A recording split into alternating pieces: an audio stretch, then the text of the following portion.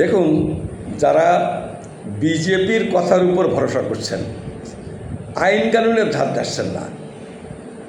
আইনে কি লেখা আছে কার 19-এ যে রুলস হয়েছে 2024, তাতে কি লেখা আছে তার ধার ধারছেন না। শান্তনু যা বলে দিচ্ছে, শুভেন্দু অধিকারী যা বলে দিচ্ছে, অসীম সরকার যা বলে দিচ্ছে, মোদি যা ভাষণ দিচ্ছেন, অমিত শাহ যা ভাষণ দিচ্ছেন, যারা সেইগুলোকে বিশ্বাস করছেন তাদের একটু বলি, মোদি ক্ষমতায় এসেছিলেন বছরে 2 কোটি করে মানুষকে চাকরি দেবেন বলে। এই শর্ত পূরণ হয়েছে? হয়নি। বরং গত 40 বছরের মধ্যে সবথেকে বেশি বেকারের সংখ্যা আজকে মোদির আমলেই বেশি। আর কোনো জমানায় এত বেকার সৃষ্টি হয়নি, কোনো চাকরি নেই, কোনো চাকরি দিতে পারেননি। একটা প্রতিশ্রুতি। 2 নম্বর বলেছিলেন ব্যাংকে 15 লাখ টাকা করে দেবেন, জিরো ব্যালেন্সের অ্যাকাউন্ট খুলিয়েছিলেন। কোনো টাকা পেয়েছেন? পাননি। মোদির গ্যারান্টি, পেট্রোলের দাম কমাবেন বলেছিলেন, ক্ষমতায় গিয়েই একবার 50 পয়সা কমেছিল, সেটা মানে খুব ফলাও করে প্রচার হয়েছিল, এই তো দাম কমেছে। 12 বছরে আজকে কোত্থেকে কোথায় এসেছে পেট্রোলের দাম? গ্যাসের দাম কমাবে বলেছিল, যখন এসেছিল তখন বোধহয় 400 টাকা এরকম 450 টাকা ছিল। এখন সেটা এসে কোথায় দাঁড়িয়েছে আমার থেকে আপনারা ভালো জানেন।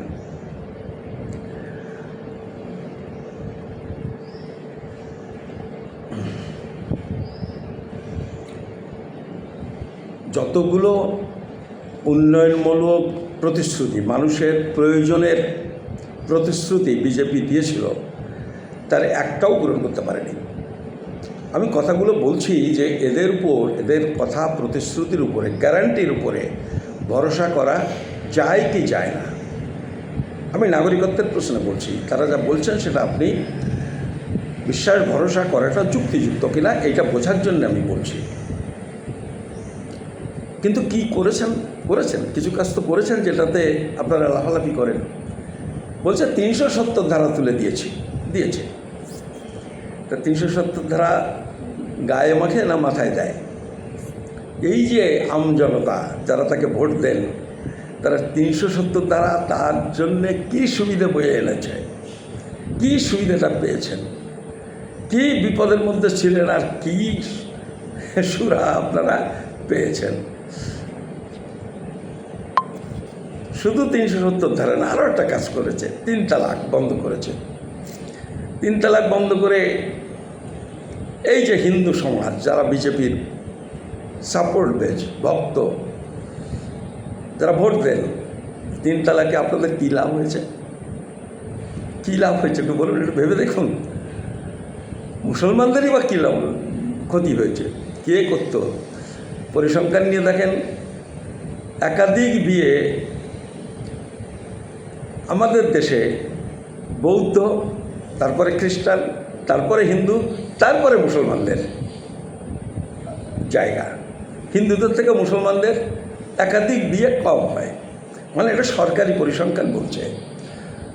ঠিক আছে, 3 তালাক আপনারা বন্ধ করেছেন, কিন্তু লাভটা কী হয়েছে? এরপরে আরেকটা আসছে ইউনিফর্ম সিভিল কোড, অভিন্ন দেওয়ালিভূতি। কী লাভ পাবেন আমি জানি না।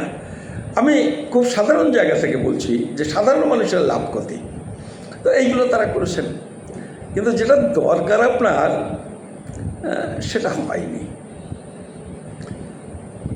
নরেন্দ্র মোদী আন্তর্জাতিক ক্ষেত্রে বললে আপনারা বলেন সেটা নাকি বিশ্বগুরু, কিন্তু এই 1 বছরের মধ্যে আপনি দেখেছেন যে ভদ্রলোক একেবারেই ওই যে কথাটা বলে না, গায়ে মানে না আপনি মোড়ল। পৃথিবীর কেউ তাকে পাত্তা দেয় না, কেউ তাকে গুরুত্ব দেয় না। ভারতের অবস্থা আগে যেটুকু তাদের আন্তর্জাতিক ক্ষেত্রে মান সম্মান ছিল, গুরুত্ব ছিল, সেটা আজকে নেই। এটা বলে বোঝাতে হবে না, এটা আপনারা প্রত্যেকেই বুঝে গেছেন। এরকম একটা অবস্থায় নিয়ে গেছে। দেশ ছেড়ে যদি রাজ্যে আসেন, 10 বছর 12 বছরের খতিয়ান বাদ দিয়ে যদি 10-12 সপ্তাহের হিসেব যদি নেন, মাত্র 10-12 সপ্তাহ শুভেন্দু অধিকারী এসেছেন ক্ষমতায়। এসে উনি আসার আগে কি বলেছিলেন? বিজেপি বা শুভেন্দু অধিকারী বলেছিলেন কিনা 450 টাকায় গ্যাস দেবো বলেছিলেন না বলেননি? বলেছিলেন। কি বলছেন এখন? ভুলে গেছেন। মহিলাদের ফ্রি বাস ভাড়া লাগবে না বলেছিলেন, বলেছিলেন তো, ঘোষণাও করেছিলেন, কয়েকদিন কার্যকরী হয়েছিল, এর মধ্যে আবার তা বন্ধ করে দিয়েছে। মানে গ্যারান্টির কতদিনের গ্যারান্টি, কতটা গুরুত্বপূর্ণ গ্যারান্টি, আমি এটা বোঝবার জন্য বলছি। ওরা মহিলাদের কি বলেছিল? মহিলাদের বলেছিল আগে কি পেত?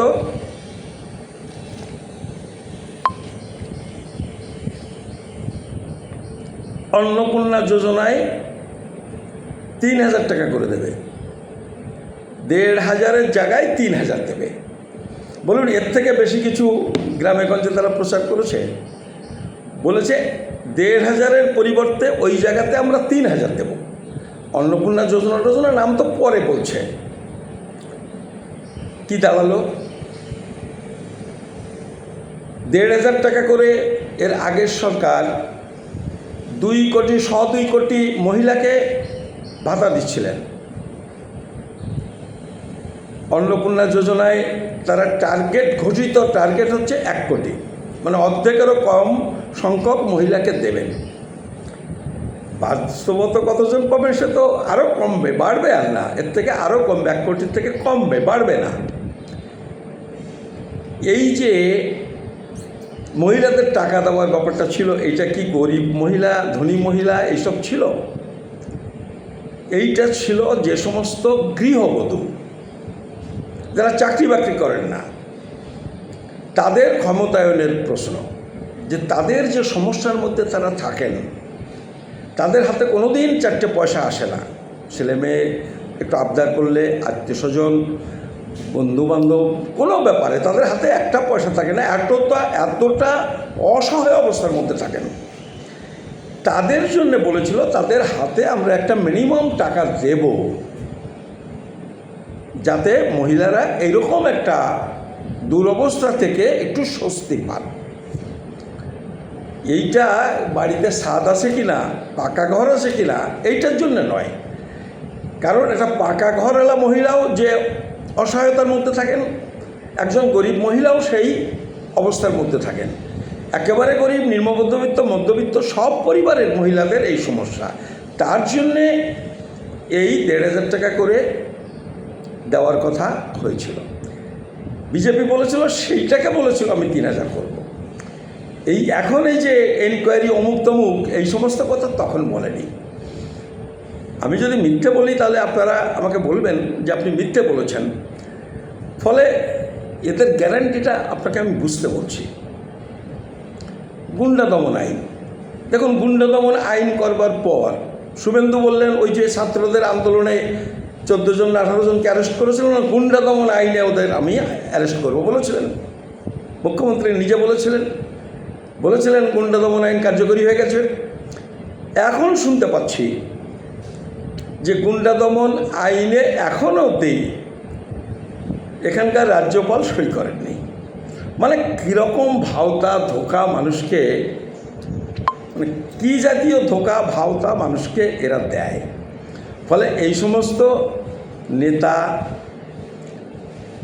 বিজেপির পার্টির নেতা, তারা বলেছিল নেব না তৃণমূলীদের। আসলে তো তৃণমূল থেকে আসা লোকই মুখ্যমন্ত্রী হয়েছে, আর তৃণমূলদের নেব না এই সমস্ত কথা বললে হয়? মন্ত্রিসভাতে তাদেরই জয় জয়কার, তাই না? বেশিরভাগ মন্ত্রী হচ্ছে তৃণমূল থেকে আসা, গুরুত্বপূর্ণ মন্ত্রক যারা পেয়েছেন। আপনি দেখুন একটু, বরং দিলীপ ঘোষরা একেবারে কোণঠাসা। ফলে এইটা সমীক ভট্টাচার্য, বিজেপির প্রেসিডেন্ট, যেটা বলেছিলেন, তিনি যখন ওই যে এমপিদের নেওয়ার কথা হলো, 3 জনকে তারা রাজ্যসভায় সরাসরি বিজেপির টিকিট দিল। কি বললেন শ্রমিক ভট্টাচার্য? বললেন এটা ব্যতিক্রম। আরে আইন থাকলে ব্যতিক্রম হয়, তো কখনো ব্যতিক্রম দিয়ে শুরু হয়? আইনের মধ্যে একটা ব্যতিক্রম থাকে, কিন্তু এরা ব্যতিক্রম দিয়েই শুরু করলো। ফলে গোটা বিজেপির দলটাই হচ্ছে এই ভাওতা আর ধোঁকা, তাই দিয়েই এরা টিকে আছে। ফলে মানুষকে এই জায়গাটা বুঝতে হবে, বুঝে সিদ্ধান্ত নিতে হবে। আপনাদের নমস্কার, ধন্যবাদ।